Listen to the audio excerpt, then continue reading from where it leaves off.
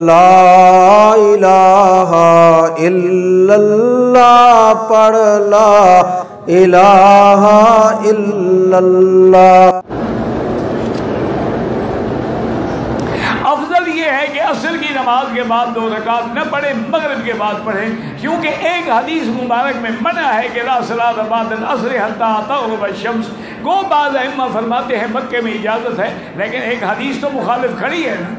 اگر مغرب کے بعد پڑھیں گے تو کوئی حدیث مخالف نہیں ہوگی نا۔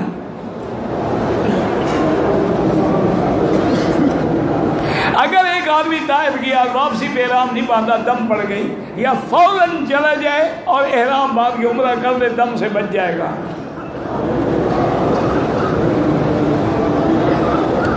15 دن یعنی حج سے پہلے اگر آپ مکے میں تھے پھر مقیم بنے گے۔ یہ نہیں کہ جی بعد میں بھی ہم نے رہنا ہے، یا مدینے سے پہلے ہیں جی مدینے سے آگے بھی ہم نے رہنا، سب کو نہیں گنا جائے گا۔ مسجد جیرانہ سے عمرہ حضور پاک نے خود کیا ہے، ہو سکتا ہے کیا مانا؟ جب سرکار نے خود عمرہ کیا ہے تو اب پوچھنے کی کیا بات ہے؟ زندہ آدمی اگر معذور ہو تو اس کے لیے عمرہ کریں، معذور نہیں ہے تو نہیں، اپنے لیے کرو، اس کے دعا کرو۔ مسجد نبی میں درود افضل ہے، بالکل درود افضل ہے، لیکن موقع ملے تو یہ معنی نہیں کہ قرآن سے مقابلہ کرو۔ اب قرآن تو اللہ کا کلام ہے، سب چیزوں سے افضل ہے، لیکن حضور نے طواف میں قرآن نہیں پڑھا،